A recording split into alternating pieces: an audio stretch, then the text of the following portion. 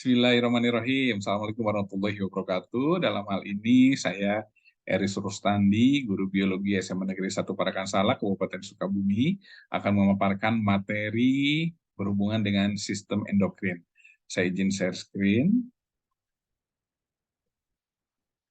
Oke, kita akan lihat materi tentang sistem endokrin ini. Materi sistem endokrin pada manusia ini, saya sebagai guru mata pelajaran biologi di SMA Negeri 1 Parakan Salak. Gitu. Nah, kelenjar apa saja yang dapat menghasilkan hormon? Gitu. Di sini ada hipofisis, tiroid, paratiroid, adrenal, pankreas, ada lambung, duodenum, ovarium, testis, dan timus. Ini mungkin tidak akan semuanya dibahas karena sesuai dengan kebutuhan saja untuk level SMA begitu ya. Nah, ini adalah posisi ya, posisi-posisi yang berhubungan dengan bagaimana tersebarnya kelenjar endokrin dalam tubuh manusia, mulai dari hipotalamus sampai ke ovarium dan testis. Nah, yang pertama adalah kelenjar hipofisis atau pituitari. Ini adalah kelenjar yang ada anterior, ada medula, ada posterior, dan kelenjar hipofisis itu disebut sebagai master of gland. Nah, sekarang kita akan bahas hipofisis yang terlihat dalam gambar ini ya. Ada anterior, ada medula, ada posterior. Nah, hipofisis anterior ini adalah ada growth hormone, hormon pertumbuhan, di mana hormon pertumbuhan ini adalah dipengaruhi oleh kadar glukosa dalam darah, dan hormon pertumbuhan ini itu akan bekerja normal apabila pada orang yang normal alias tidak mengalami apa namanya ya, cebol gitu ya, manusia kerdil atau manusia raksasa. Nah, ini adalah di hipofisis anterior.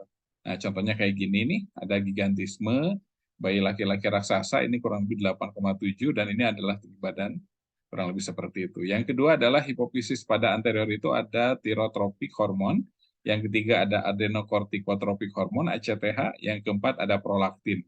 Nah, ini adalah di anterior. Nah, selain itu juga ada GTH, gonadotropin hormon, di mana ada FSH, ada kalau di laki-laki dan di perempuan, ya ini ada FSH dan ada LH juga, tapi memiliki fungsi yang berbeda ya di antaranya. Nah, selanjutnya adalah hipofisis medula, ini adalah menghasilkan melanosis stimulating hormone, MSH.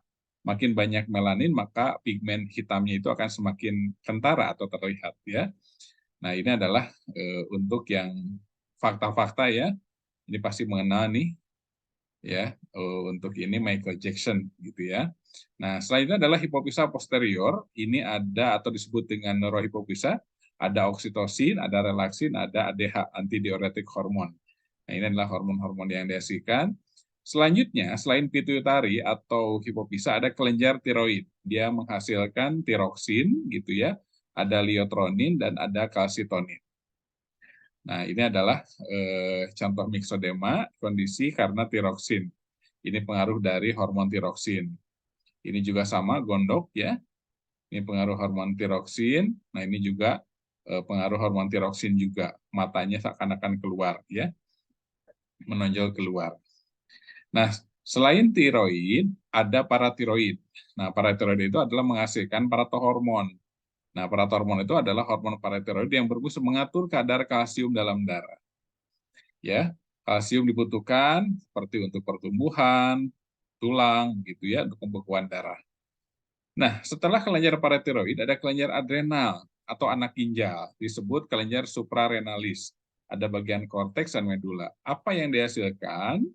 Ini ada glukokortikoid, ada mineral kortikoid, ada gonadokortikoid. Nah, ini adalah pembentukan hormon-hormon yang dihasilkan oleh kelenjar adrenal, gitu ya. Nah, selain di korteks ada bagian medula, itu ada adrenalin gitu ya, dan epinefrin, serta derivatnya itu noradrenalin dan norepinefrin. Ini biasanya pada saat stres, dilatasi pelebaran pembuluh darah, koronaria jantung gitu ya. Ini adalah mempengaruhi terhadap tekanan darah. Nah, kelenjar pankreas ini berfungsi ganda, dapat menghasilkan eksokrin. Ya, pada kelenjar pankreas ini di eksokrin ada sel alfa, ada sel beta, ada sel delta. Kekurangan gula dan pankreas ini dia itu akan mengatur kadar gula dalam darah ya. Nah, ini adalah homeostatis, kondisi seimbangnya. Jadi ketika ini adalah insulin, dia akan merubah menjadi kadar glukosa darah, dirubah menjadi glukosa menjadi glikogen. Sebaliknya nanti ada glukagon, itu glikogen menjadi glukosa, gitu ya. Ini ada glukagon, ini ada insulin. Ini adalah kondisi homeostatis pada pertahanan gula yang dibantu oleh hormon insulin dan glukagon, gitu ya. Nah, selanjutnya ada kelenjar ovarium, ini ada menghasilkan estrogen dan progesteron. Karena kalau FSH-LH tadi dihasilkan di pituitari atau hipofisis. Nah, kalau kelenjar testis ini menghasilkan hormon testosteron. Nah, hormon kelenjar testis dan ovarium itu adalah termasuk kelenjar kelamin, dan ini adalah berpengaruh nanti dalam proses reproduksi atau reproduksi pada manusia. Oke, mungkin itu saja materi yang dipaparkan untuk kali ini. Untuk sistem endokrin nanti kita akan bahas pada materi selanjutnya. Sampai bertemu di materi selanjutnya. Wassalamualaikum warahmatullahi wabarakatuh.